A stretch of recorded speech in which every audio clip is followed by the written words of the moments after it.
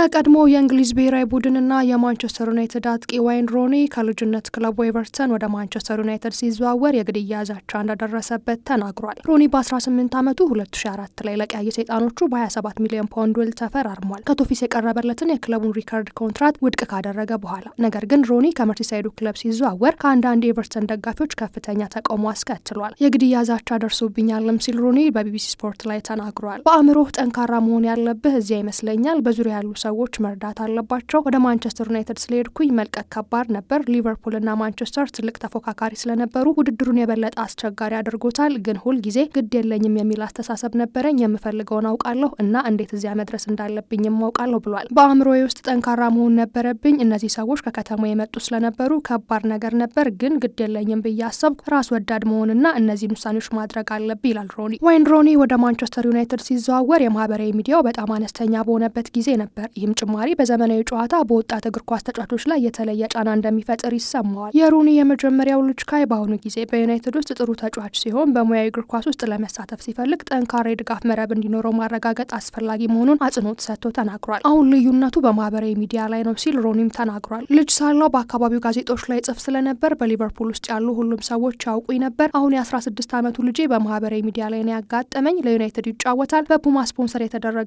ሲሆን በመቶ ሺዎች ወይም ደግሞ በሚሊዮኖች የሚቆጠሩ ሰዎች በጣም ወጣት እያሉ ይመለከቷቸዋል እና እኔ ግን ያልነበረኝም። በተለይ ወጣት ተጫዋች መሆንና ወደ መጀመሪያው ቡድን መግባት ፍርድ እየተሰጠ ነው። ትክክል የሚሆን ስህተት ፍርድ ይሰጣል። በዙሪያ ያሉ ሰዎች፣ በክለቡ ውስጥ ያሉ ሰዎች ወይም ቤተሰብህ ጥሩ ቦታ ላይ እንዲቆዩ የምትፈልግበት ቦታ ነው። ሁላችንም በማህበራዊ ሚዲያ ልንማረክ እንችላለን። ስለዚህ ለአንተ ቅርብ የሆኑ ሰዎች የአንተን ጥቅም ማስቀደማቸው በጣም አስፈላጊ ነው። ዋናው ነገር ይህ ነው ብሏል። ይህ በእንዲህ እንዳለ ዋይን ሮኒ የኤቨርተን አጥቂ በጥቃት ወንጀል እስር ቤት እያለ ከዱንካን ፈርጉሰን ጋር ደብዳቤ ለዋወጥ እንደነበረም ገልጿል። በ1995 ሮኒ የ10 ዓመት ልጅ እያለ የቶፊስ አጥቂ ፈርጉሰን በቀድሞ ክለቡ ሬንጀርስ የራይት ሮቨርስ ተከላካይ ጆን ማክስቴን በጭንቅላቱ በመምታቱ የ44 ቀናት እስር ተፈርዶበት ነበር። ኤቨርተንን የምደግፍ ወጣት ልጅ ስለነበርኩ እስር ቤት እጽፍለት ነበር፣ ከዚያም እርሱ ይመልስልኝ ነበር ሲል ሮኒ ተናግሯል። ምን ያህል እንደምወደው እየነገርኩት ነበር፣ እርሱም አመሰግናለሁ፣ ብዙ ትርጉም አለው ይላል። በግልጽ ለማየት እንደሚቻለው እስር ቤት ስትሆን ማንኛውንም ነገር ትወስዳለህ ይላል። ዋይን ሮኒ በ1996 የኤቨርተንን አካዳሚ የተቀላቀለ ሲሆን ፈርጉሰን ደግሞ በክለቡ እያለ በ2002 በ16 ዓመቱ የመጀመሪያ ቡድኑን ለመጀመሪያ ጊዜ አሰልጥኗል። እኔም መኪና ለመንዳት በጣም ትንሽ ልጅ ስለነበርኩ ከስልጠና ወደ ቤት ይወስደኛል ሲል ሮኒ ስለ ፈርጉሰን ተናግሯል። ቤተሰቦቼ በሙሉ የኤቨርተን ተወላጆች ስለነበሩ ዱንካን ፈርጉሰን ወደ እናቴ ቤት ይወስደኝ ነበር። አባቴ ደግሞ በመስኮት እያወዛወዘ ነበረ።